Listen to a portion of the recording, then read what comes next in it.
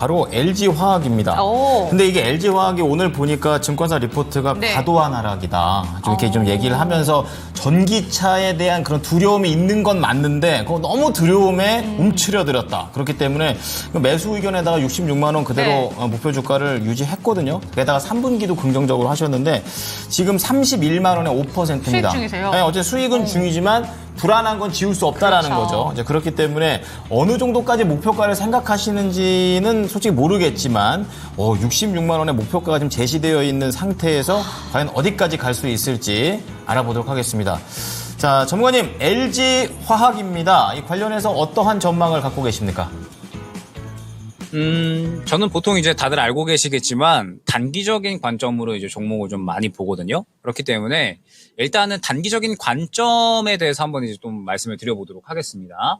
자, 일단 이제 LG화학의 리포트가 나온 내용을 보게 되면 과도하게 주가가 빠졌다라는 이제 부분이에요. 그러니까 실적 자체는 큰 차이성이 아직까지 없는데 지금 상황에서 주가는 너무나도 과도하게 빠졌고 전체적으로 이제 양국재에 대한 또 영업이익률이 회복이 되고 있는 상황이고 여기에 더해서 이제 우리가 생각을 해봐야 될 게 또 LG화학 같은 경우에는 이 금리 인하에 대해서 또 수혜를 받을 수 있는 종목이죠. 그렇기 때문에 지금 현재 상태에서 실적은 계속해서 견조하게 나오고 3분기부터도 이제 추가적으로 양극재에 대한 이익률이 회복이 될 텐데 주가는 너무 과도하게 떨어져 있으니 바닥이다라는 것이 이제 결론입니다. 자, 그러면 지금 시장에서 LG화학이 현재 단가에서 추가적으로 이제 급등이 나올 수 있을 것인가에 대한 매력도를 생각을 해야 될 것 같고 그러면 역시나 이제 양극재에 대한 매력도가 현재 시장에서 활발하게 살아있는가 이 부분을 또 한번 이제 생각을 해봐야 될 것 같거든요.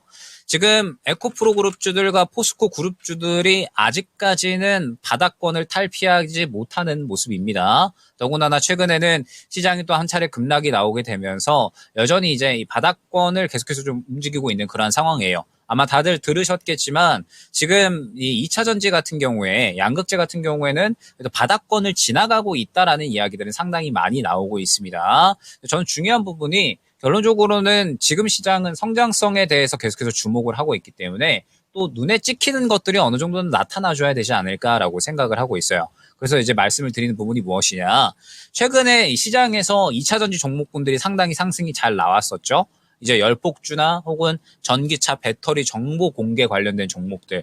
최근에 LG 에너지 솔루션 같은 경우에도 상당히 상승이 잘 나오고 있는데 사실 LG 에너지 솔루션 같은 경우에도 이 배터리 정보 관리 시스템에 대해서는 또 독보적인 기술력을 보유를 하고 있고 독보적으로 또 특허들을 여러 가지 갖고 있기 때문에 사실 배터리 화재에 대한 부분에 대해서도 충분하게 수혜를 받은 종목이다라고 봐야 될 겁니다. 거기에 더해서 또 LG 에너지 솔루션의 배터리 안정성에 대해서 상당히 주목을 받고 있는 상황이라 사실 저는 LG 에너지 솔루션 같은 경우에 최근에 또 가장 긍정적인 또 셀 종목이 아니었나라고 생각을 하고 있습니다. 근데 아직까지 양극재 같은 경우에는 매력도가 크게 뛰어오를 수 있을까에 대한 부분을 또 이제 약간의 퀘스천 마크를 갖고 있거든요. 그러니까 지금 바닥을 잡아주려는 시도를 하고 있지만 항상 이제 강조를 드리는 부분이 무엇이냐. 양극재 같은 경우에는 지금 전체적으로 매물 구간이 너무나도 두텁습니다.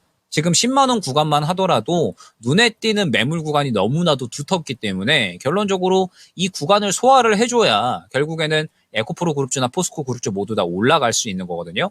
근데 지금 사실 그러한 구간을 소화해줄 만큼의 시장의 주목도도 물량도 아직까지는 많이 부족하다라고 생각을 하고 있습니다. 그러니까 바닥권을 딱 유지해줄 정도로만 수급이 유지가 되고 있는 상황이기 때문에 지금 상태에서 얼마나 이제 추가적인 상승이 나올 수 있을까에 대한 부분은 아직까지는 조금 더 보수적으로 봐야 될 것 같고 그렇기 때문에 지금 있는 상태에서 LG화학 같은 경우에도 저는 어느 정도는 마찬가지 아닌가라고 생각을 하고 있어요.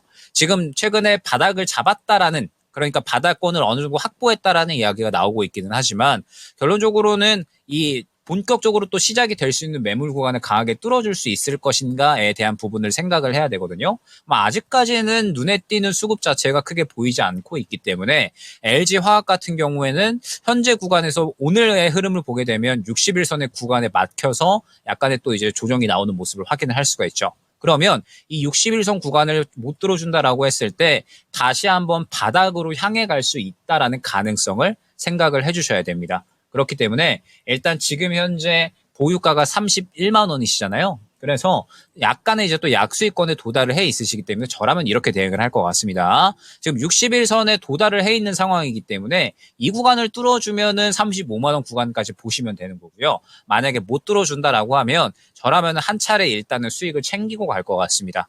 그리고 바닥권에 도달했을 때 저는 재매수를 할 것 같습니다.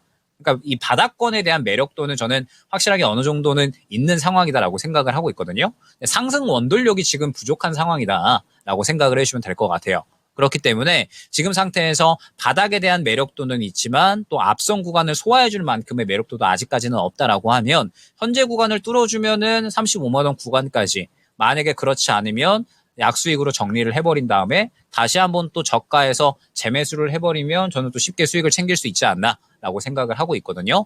여기에 더해서 지금 코스닥 같은 경우에도 추세가 상승이라기보다는 꺾여 있는 상황이잖아요. 지금 양극재나 혹은 이제 관련된 2차전지 종목들 같은 경우에는 또 코스닥의 지수 흐름도 굉장히 중요합니다. 코스닥을 주로 또 구성하는 매크로 수급이 들어갈 수 있는 종목군들이기 때문에 시장이 또 바닥을 잡는 모양새가 나타나고 고개가 끌어올려진다라고 하면 동시에 또 매크로 수급이 들어가면서 주가의 상승을 같이 또 바라볼 수가 있는 거거든요. 그래서 일단은 LG화학 같은 경우에는 말씀드렸던 이 61선 구간 잘 보시면 좋을 것 같고, 거기에 더해서 코스닥이 확실하게 바닥을 잡고 올라가는 구간이 다시 한번 나올 때 저가 매수를 노리면 좋을 것 같다라는 점까지 안내를 한번 드려보도록 하겠습니다.